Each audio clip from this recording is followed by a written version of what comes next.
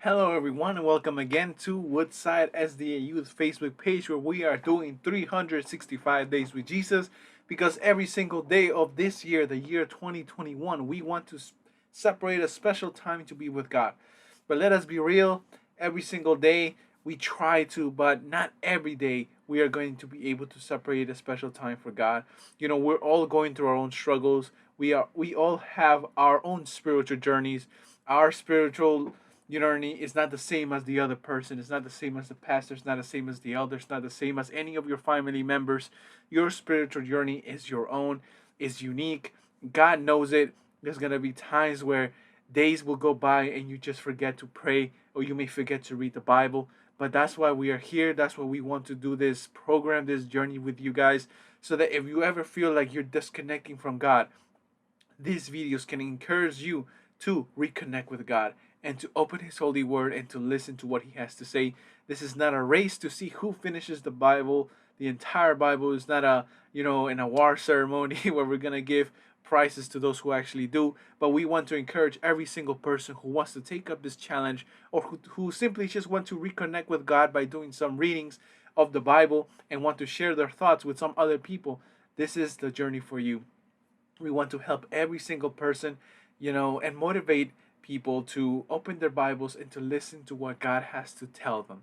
It is a wonderful experience and you won't regret it.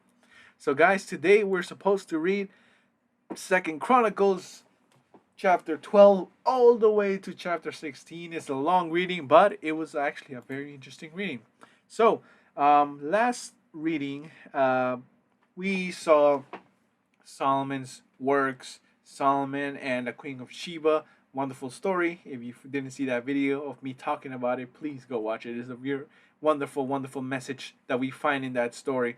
But we also see the end of King Solomon, his downfall.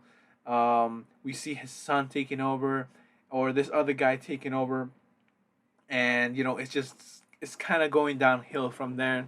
We are now going to enter into the the kings of Judah, right? The same some of the same kings we'll see again, the ones that are mentioned in the book of Second Kings and stuff like that. Um, it's a very interesting reading. It focused more on um, these chapters focus more on Asa the king. I think that's how his name is pronounced, Asa or Asa. And let us go step by step. In chapter 12, we see that Shishak attacks Jerusalem. In chapter 13, Abijah is crowned king of Judah. However, he really he was a pretty much a good king and stuff like that. There's nothing really too bad about him. But the next king that comes after that is Asa, which is his son. And what I found here is actually very, very interesting. Like, not a lot of us know about Asa. Like, this is probably the first time I read about him. I'm not sure if I remember reading his story in the book of Second Kings, but it was very interesting. He had enemies, the Cushites, and they were much greater than him. He was scared. However, God crushed his enemies for him, and he gave the victory to Asa. And in return, Asa, worships the Lord. He does reforms. In chapter 15, we see his reforms and everything he does. And then in chapter 16, we see his last years. And it was a very, very interesting story. So one wonderful thing that I really like from the story is that the Lord delivers, and then He gives you the chance to accept them. Asa asks God for His help. He says, "Please deliver me," and stuff like that. God did it. He didn't say, "Do these reforms first, do all these things, and then I'll see if I help you." When you need help, guys, when you are in the middle of the storm and you need someone to rescue you, God is going to be that person who stretches out His hand and take you out of those waters, out of that storm. Because Asa was in the middle of so much, fear, because he was gonna face the Cushites, very, very powerful enemy. Yet God took care of all his enemies. And then Asa, he says it's time to reform. So he reformed every single person, and well, not every single person, but he made reforms that helped remove idolatry, remove as many idols as possible and introduce God's way, of living, introduce God's worship again, introduce the temple services, and he did all this, and he did face some backlash. One interesting detail that I saw in the story is that Asa's mother actually, worshipped idols, and it was one of her works that she put a lot of idol statues in the temples and stuff like that. And Asa, he removed all those things, and he also had to remove his mother. He had to take away her title as queen mother because of all the bad things that she still wanted to do, all the things that she did, and stuff like that. And this gives us a very interesting lesson. Um, Guys, there's gonna be times where your own family, like, it's not gonna be doing God's work or like God's will. Um, and actually, they might be going the opposite direction. They might be, actively, going the wrong way, wanting to go the wrong way, and in them doing so, it doesn't help you grow spiritually. You can try to reach these people, but they reach a point where they are affecting you, more than you are affecting them. And the same way Asa had to make the tough decision to strip his mother from that title and to remove her, from her roles and everything because of what she was doing. The same thing, something similar we have to do, if someone who we appreciate or we love is, and we care about is actively trying to hurt us, actively trying to get in the way of our spiritual growth, it is better for us to, to remove ourselves from that person and, to start the journey without them in our lives. You can still pray for them. You can still say, God, fill me with enough spiritual power that I may have enough strength to go and reach and bring back this person. But there's going to be a time where you're going to have to separate from these people. And also may not have to be spiritually. There are sometimes family members who are going to be very toxic to you. And they're going to probably make your life very impossible to live in peace, right? We're never going to actually have peace in this world, but there's going to be times where you're calm and you have to have a very positive attitude, positive atmosphere, and these people just are absolutely ruin that atmosphere, that attitude.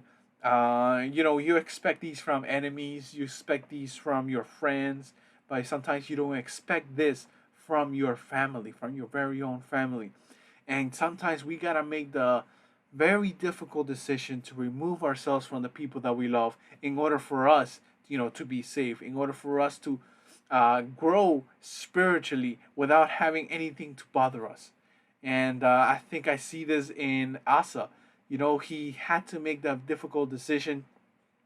Just imagine, it's just stripping your own mother from that position, and it was probably in those times it was viewed as something very disgraceful, for that to happen to a person.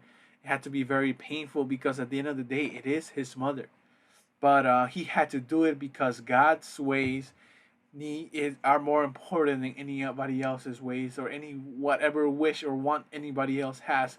God's will needs to be done. So if God's will needs to be done in your life, and this means to separate yourself from some people that you don't want to separate yourself with, but you have to separate from them, guys, it is better for us to separate from these people if they are affecting our spiritual journey, if they are affecting the reform that we're doing in our lives, if they are affecting the cleansing, the spiritual cleansing that we are doing in order to be better with God. If these people are affecting you and you are struggling with the decision of carrying out this decision of separating yourself from this person, then if you want us to pray with you, just leave a like in the comment.